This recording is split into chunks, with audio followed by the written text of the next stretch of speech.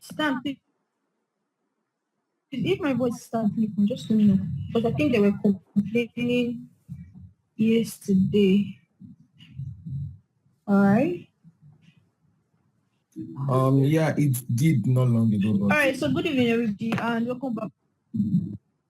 What did you say? No, just continue. What did you say?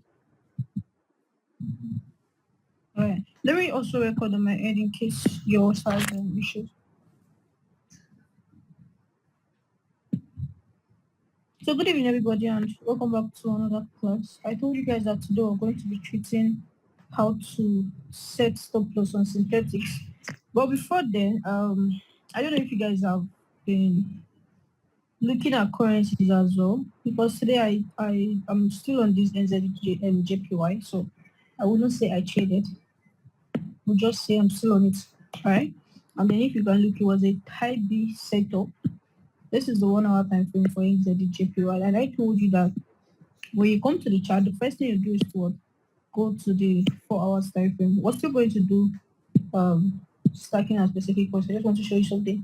Alright. So I told you that the first thing you do when you come to the chart is to check the 4 hours time frame, what price is doing. And if you look at what happened there, mapping out structure, this was the point at which price change of character because it went was in. Sorry, sir, your screen is not showing. Sorry.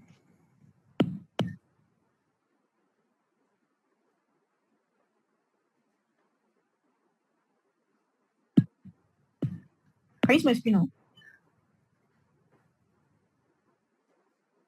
Yes, it's up now. Okay. So, as I was saying, this is the trade I'm currently on NZDJPY. If you look at what happened here, we had price coming in a downtrend, of course, creating series of lower and lower links. This was the point at which price did what? Took out a protected high, right? But then I told you that it takes out, took out the protected high, that's the lower high. Okay, not at that point. This was a lower high, a lower low, a lower high.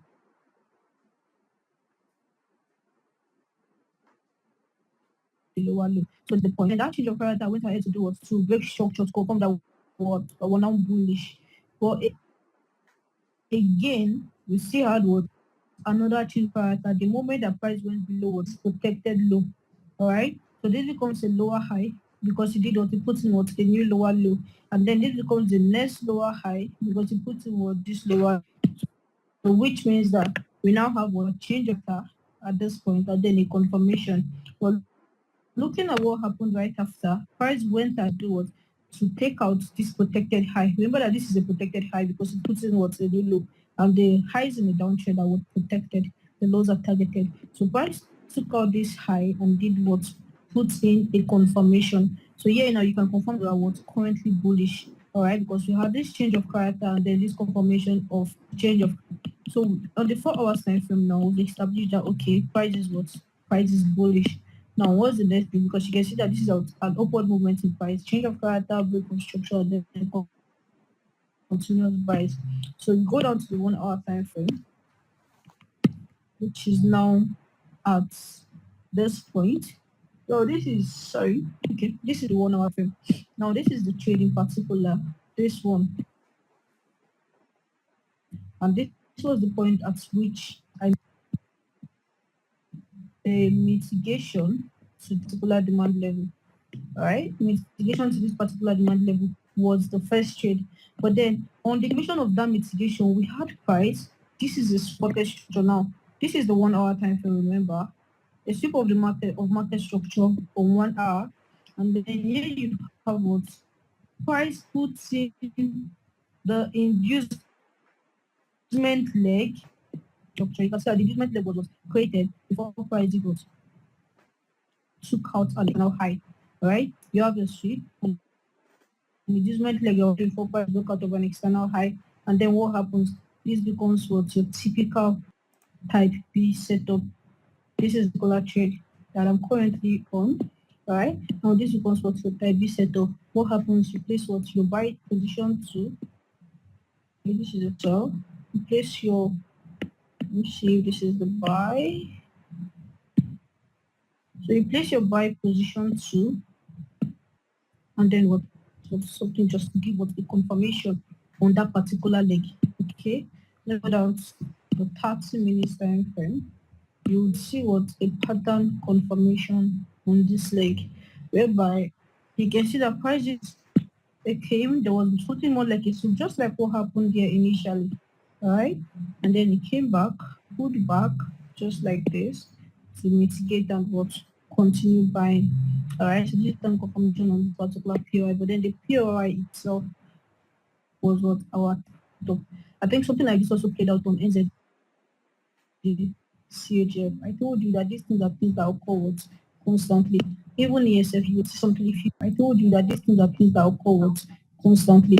Even ESF, you would see something if you didn't catch this, you didn't catch this, you would have got this one. All right.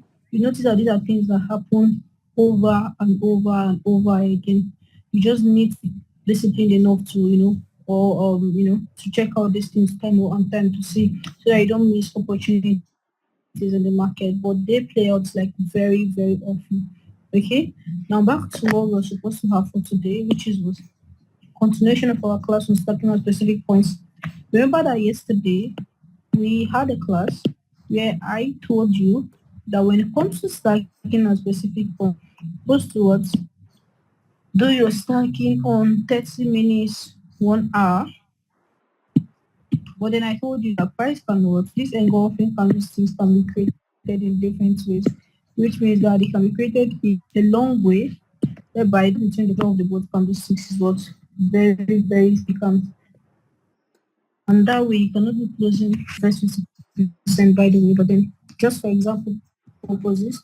I don't know, somebody was asking me to work on my course, so I've tried to sway around it on this derivative review. I'm not saying anything for sure. Let me see. It's really not just working. I don't know. Actually, I don't know. I'll try to see though if I can about this. All right. But then back to this. You have this particular bearish engulfing candlestick. A candlestick like this one now. You can't be doing it at the close, which is at this point. This is where the candlestick, right? You cannot be stacking at this point. Instead, you wait for price to do what to pull back into the order block itself before you stack. But then this is not a valid stacking point in this case. Why? Because for this particular setup now, this has exceeded what's the first 50%. I think we did that. All your stacking should be what? And the first 50%, that's premium when you're selling, and then what? Discount you're buying. But then for today's class, I'm going to begin where to set the stop loss while stacking. As a matter of fact, I don't want you guys to look at market structure or the market as something you should be scared of.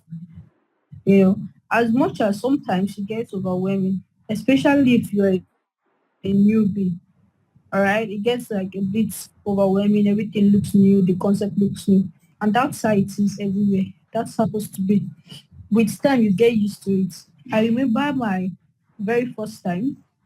The first time I came across technical analysis was October 2021.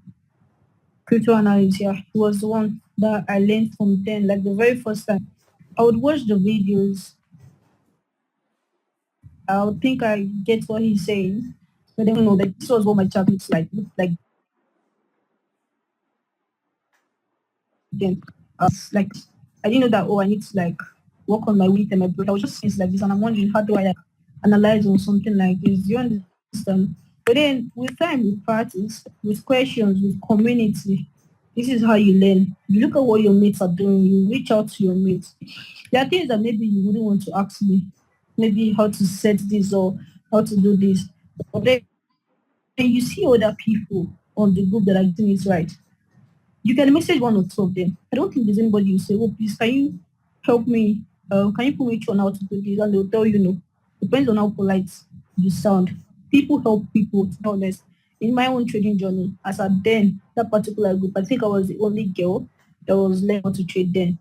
And I would reach out to people, and a lot of them like put me through. Oh, if you're using a phone, it's not the same experience, but you have to do like this, questions from other people in the community to, correct most of these mistakes. As overwhelming as it gets, the people that are understanding, they don't have two heads, all right? You don't have two heads. So you really need to do everything that you can. For those of you that are going to work and all of that, it just looks like the trading hours are going to be clashing with your own work hours.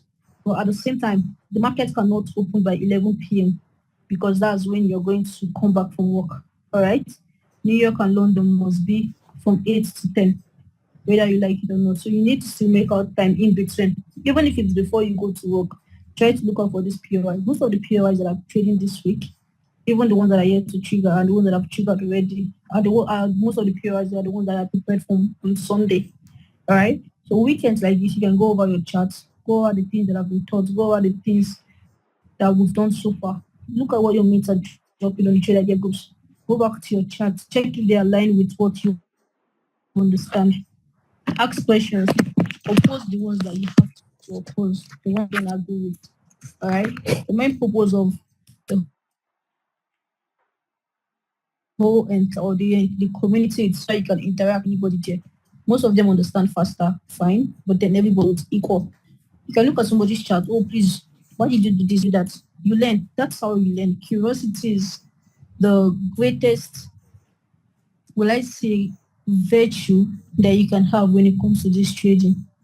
Just staying curious, trying to find how somebody did this, how somebody did that. That is how you understand. Okay. Now back to what we're supposed to be doing, which is was stacking at specific points. Where to set your stop in the previous class. Your point of interest can be what on the 1 hour. It can be personally for me. I don't like going below 10 minutes. I have some students that actually do 15 minutes POI and the rest of them on the like a start group. But then for as a person, I don't like going below 30 minutes because as a matter of fact, whether you like it or not, synthetics has what constant volatility. Although during like holidays like this Easter period too, you notice that there was what reduced volatility in the market. Even last year Christmas as well, from like 21st to like 10th of January, you would realize that there was also what reduced volatility in the market, which I think may be attached to the fact that there is what reduced trading activities. There's lesser traders in the market. Although I told you that the um, footprints of traders does not really affect the synthetic market because it is printing its own numbers itself. It does not rely on whether you're buying or you're selling for it to move in a direction. Do you understand? But then the holidays, I strongly believe that the holidays usually affect the synthetic markets. If you notice this Easter period as well, there was what reduced volatility. So they just like reduces a bit, but not as significant. This is like the whole pause that happens on currency pairs. This one is not like a pause, it's just like a slow down. Do you understand? All right. So you can get your POIs on like 30 minutes, you can get your POIs on 1 hour, 4 hours. Any of them that you access because it's going to be subjective. There are people here that may even become scalpers at the end of this class. There are people that would swing. There are people that will be day traders. All right, all of it is you're able to tweak those things into your own trading strategy in a way that what leaves you consistently profitable. You're registering more wins than losses. Because at the end of the day, that's the goal of every trader to buy when the market is buying, to sell when the market is selling. No matter how you're able to achieve that, even if it's 5 minutes, 1 hour, and all of that, right? However, you're able to achieve it, as long as the right side of the market, that is what you want to do as a trader. All right. So for me now, I mentioned that but POIs on synthetics can be from 30 minutes and above. All right. But most of the times why I go like to the 2 hours time frame, like I told you in the other class, is because of the fact like when I feel like the 1 hour is a bit ranging, and I want a little bit of clarity. I don't want to see multiple engulfings. All right, I just go to the 2 hours time frame for my start instead. This is because of the fact that you understand that one candlestick on the 2 hours time frame will be two on the 1 hour time frame. So when you have candlestick ranging on the 1 hour time frame, if you go to the 2 hours time frame, it will become half of what it was 1 hour frame, because two candlesticks on the 1 hour time frame is one on the 2 hours time frame. So it becomes more compact, more organized. All right. When you have things like that ranging, you can just go to for your confirmations on the 2 hours instead. Or when you feel like it's too straight, like it's too volatile, probably just mitigated and is running. All right, you can go down to the 30 minutes for your confirmation so that you don't miss the engulfings there. That's how like you kind of like do this inter time frame thing. All right. Now I already told you guys that when you come to stacking, you're stacking on what the mitigation of these engulfings when the difference between both of them is both of them is negligible. You stack at the close, more like continuation. All right, more like continuation. You just stack at the close. Where do you set your stop loss when you're stacking? That is a very important question. The reason why it's an important question is because of the fact you know that we're stacking. These levels are different levels. Stacking at let me say the straight you open at this level now cannot have the same stop loss at the trades you open at this level. All right, because the difference between both of them is what very, very big. So when they should have different stop losses so that your risk is what still managed alongside. All right. So let's use this one for an example now. After making your analysis, you have what your 50% Fibonacci 2 set. How do you then stack? Okay. Now for your entry, I told you that your entry is what your first starting point, which means that at entry is the first level at which you will start looking to stack. Now your entry is going to have the same stop loss. This is your entry. Your entry is going to have the same stop loss as the normal position. Just like how on currency pairs now, you've gotten your entry, you've gotten everything.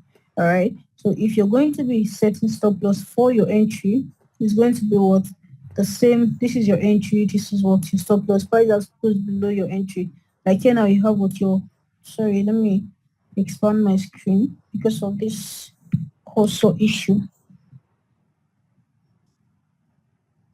All right. So here now you can see that we already have a hammer candlestick as confirmation on this POI.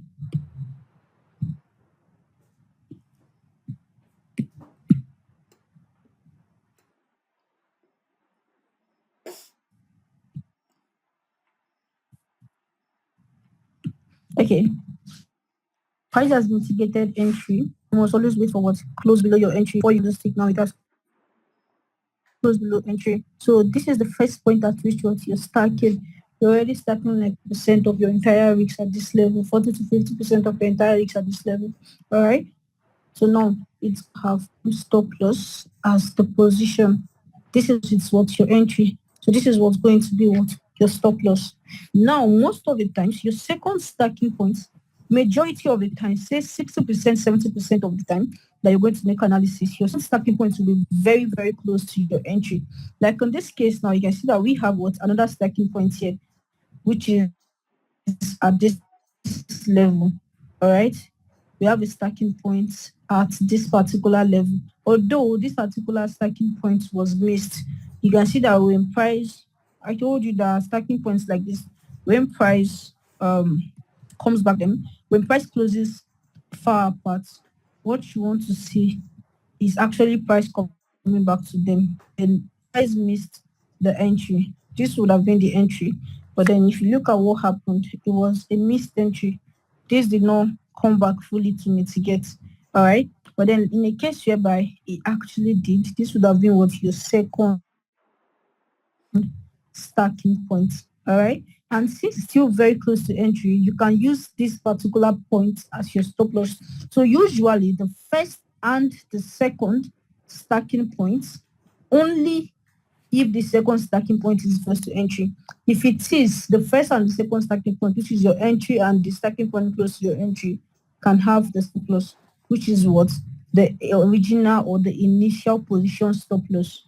All right, which means that all of the trade positions that you stack at all of the trade positions that you stack at this. Sorry, I'm trying to clear my charts a bit.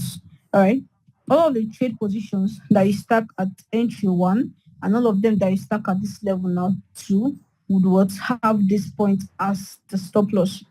Okay. But then proceeding now, you realize that okay, you're already going what? You're already going far away from the entry.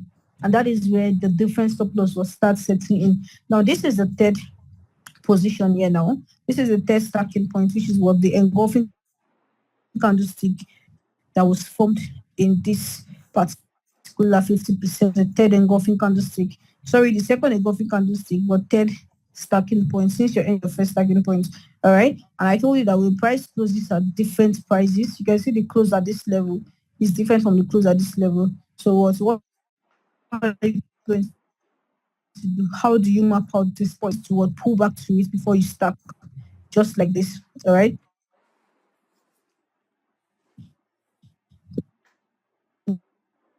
This becomes what your next, just like this. Now you can see that this is the entry for this stacking point, this level here now, which is quite far from this particular stop loss. So you cannot be stacking at this level and using 759 as stop loss. It's not possible. So what you're going to do, the same way that you treated your order block is the same way that you're going to what treat this. Your specific stacking points are actually what they are like entries. They're like re-entries on synthetics, right? These specific stacking points are what like re-entries. So just like you would have treated your normal entry setup, that is how what you organize your stop loss for something like this. For something like this now, this particular cell, what happens? Although you may decide not to place your cell to, okay, but then you're going to, this is the entry now, and then your stop loss will be what? Somewhere just above. All right. Same way you set what your entries for your normal setup. That is how you treat what this stacking points. Okay. So instead of having a stop loss of this level here now, way above that point, all right, this is now going to have what a stop loss just above that particular stacking point. So every trade that you open at this particular level, we have what a stop loss of around 740, I'll be 741. All right, this will become what their stop loss. Every trade opened at this particular level now, that's your entry level, their stop loss will be what 759. Every at this point level, the stop loss will be what 759. But as you come down to the next stacking point, the stop loss will be what at 740, just above what the engulfing. Just like you got your stacking your stop loss for what your entry, your initial entry. That is how you create what your stop loss for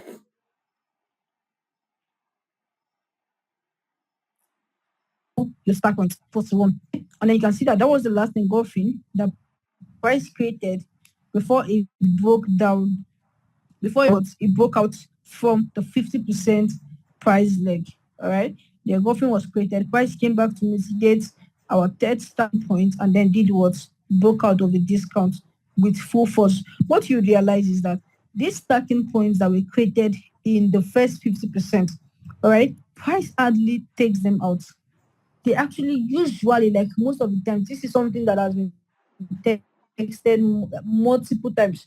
Usually, they are just like stepping stones to continue price. All right, but hardly does price do what getting into what this 50% discount. You start having demand zones that can send price back up temporarily, and that is why I don't recommend stacking in the second 50%. If you look at something like this now, this is an engulfing candlestick where people would have been what looking to stack. For those people, that's mitigated the demand level at this point now. And then there was a temporary pullback to the upside. This is still an overall down. Then stacking at this level now makes you susceptible to what? To price what? Pulling back on you. Every trade that would have been open at this level now, prices that were taking it out before was still, it's really not what something that you want to what afford to do. All right. So when you're stacking, you're in the premium. When you're stacking in what? In the discounts when you're buying, in the premium what? When you, and then these stacking levels, according to the level that they are, have what? Different stop losses. Just the way you generate your stop loss for your in setup is what you do what? Yeah. Like if you look at this part, this second one now, which was more like a confirmation to this particular point. Now, if you look at what happened, this was what? Another block. All right. Just like our pattern confirmation, we had, let me take this off now. We had price, create what? This inducement, broke structure, came back again to go structural liquidity, making this what? A proper what?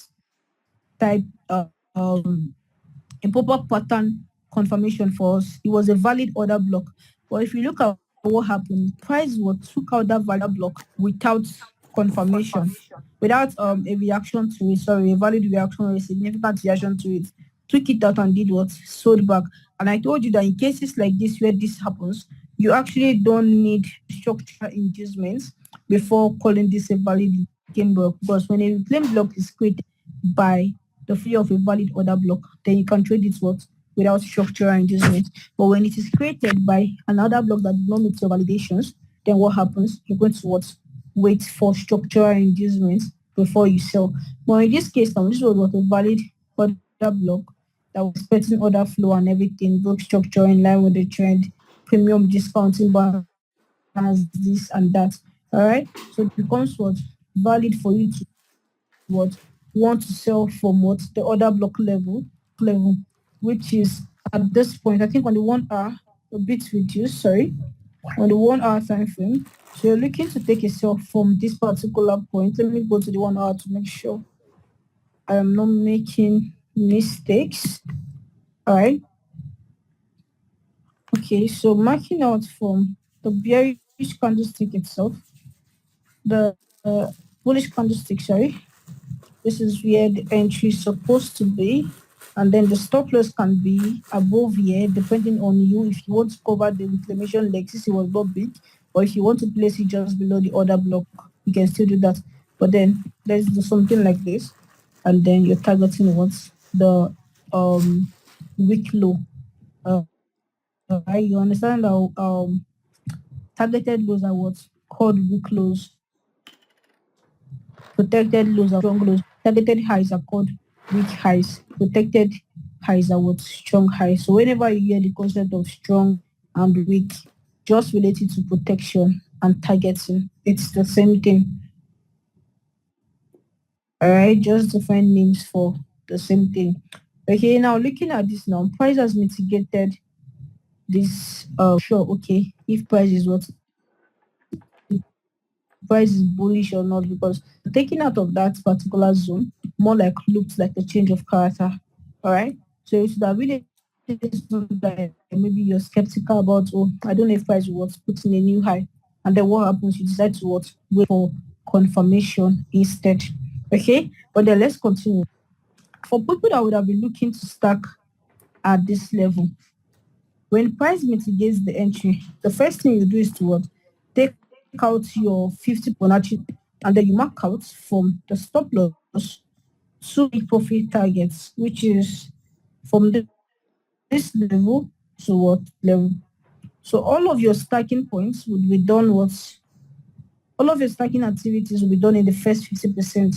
Now, if you look at what happened here, this was the first stacking point. The mitigation to the demand, to the supply zone was the first stacking point.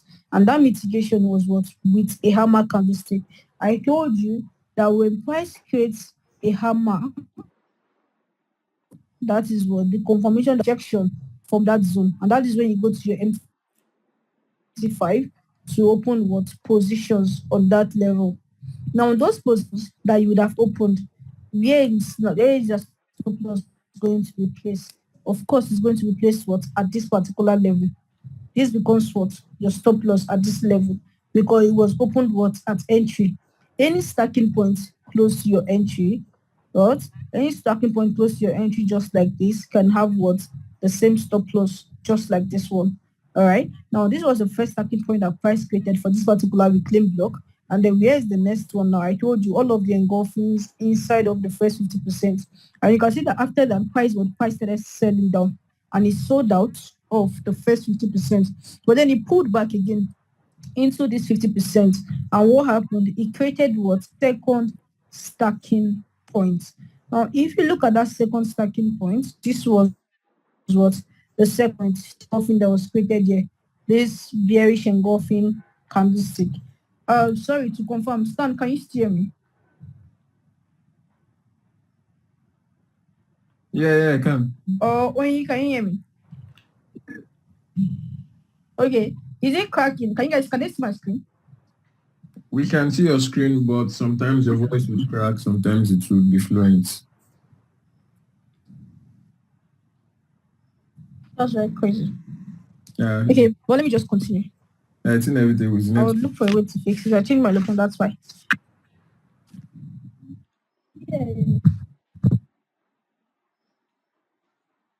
And I think it's my network, because just continue. All right. So yeah, now we have this next stacking point after the entry, which is what the entry is the first point that which you open the position at that level. All right. And then price that was pulled back again into the discount to create what? This second bearish engulfing candlestick. Now, for the fact that the second bearish engulfing candlestick closed at different levels, which is what you get a difference between this level and this level. What are you going to do? You're going to map out, just like you map out what your other blocks, you're going to map it out just like this now and wait for price to what? Pull back into it. Which price actually did in this case? It did what? It pulled back. Here you can see that price what came back to what mitigate that level. The moment it mitigates the level now, that is where you're going to have what your second stacking point. You open what more positions at the level of what this mitigation. That is where you open what more positions. But then let's look at something. If you see this particular stacking point now is what's still close to your entry. You can see this particular stacking point now is what's still close to entry. So if you decide to use what the same stop loss as your entry, it is still what's very fine. If you decide to use the same stop loss as your entry, what it is still very fine. Or if you decide, for me, most of the times when I used to do this a lot on 75S. All right. When I have something like this, what I just do is to take out my sell positions one, then I just put my stop loss at the entry itself. All right, something just like this. I may not extend my stop loss to the overall and stop loss for the setup. I just put my stop loss at what the entry itself for my second stacking point if it's as close as this to the entry. All right. And then the third one was what this next engulfing candlestick again that was created, which is this particular bearish engulfing what candlestick. This one here, this bullish candlestick and this bearish candlestick that engulfed it. Those are what the next stacking point. You can see that two of them were created at what very similar level. They close at very similar level. So what's the next thing you do? Instead of waiting for price to pull back into it, you actually what? You actually just sell. All right, you just sell. And you can see that this is what? This is 3 stacking points in the first 50% of price leg that price created. Your entry one, this one next, this one next. All right. Now for something just like this now, you can what still use the same stop loss at entry for your stop loss, but then you just what protecting the engulfing. Then the whole idea of what of setting stop loss is what to just protect the engulfing. Because you understand that most of the times it is very hard to see price what come out to take an engulfing in 50% discount or premium, except it is already approaching what's premium in the case of a buy, or it is already what approaching discounts. It is already approaching what discounts in the case of a sell. All right. But most of the times you realize that these early sales in premium and early buys in discount, they are what always protected. And that is why when you're stacking, then the idea is just what to protect the engulfing levels. Hardly does price come to wipe them out. All right. So just protecting them is what you setting your stop loss. And then price what came back again to create what our type B type of entry as continuation now. Sorry, our type A type of entry as continuation. Yeah, now you have what your sweep, which is at this level. You have a sweep at this level, and then price pulled back to create what an inducement at this level, which is what like the what do they call this now? A type A setup and then a break of structure. So here we have what our typical type A setup, and then mapping out your wick as your order block. All right, the order block right from the wick here now. You're going to have. Wait, let me refresh this so that all of these drawings are removed. What is there? Please can you come back in 10 minutes? Thank you. So here you have, so it's the same thing now. Price now came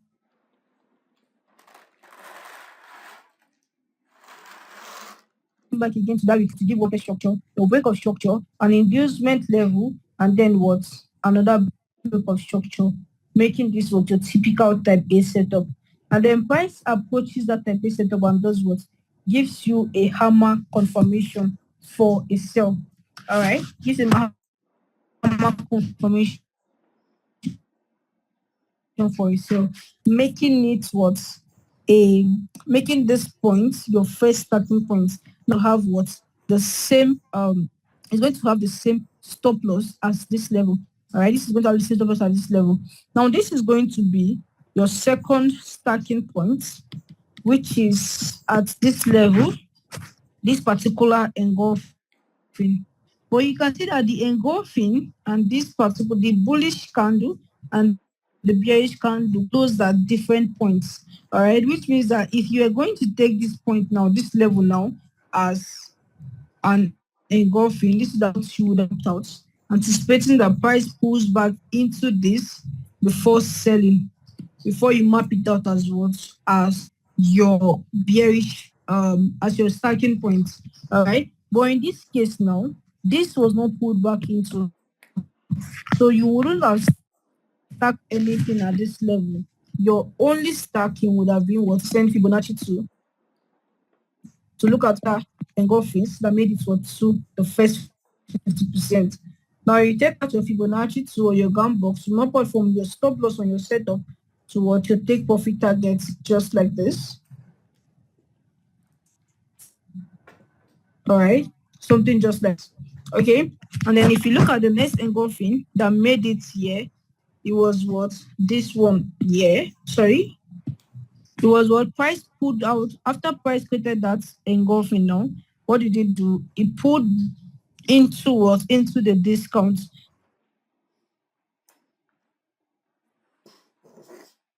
But then we had what we and then came back again into the premium. And this was the point at which we had what another specific point created, which is what this bullish candlestick and what's this bearish candlestick. And if you look at what happened between two of them, they were created at different levels.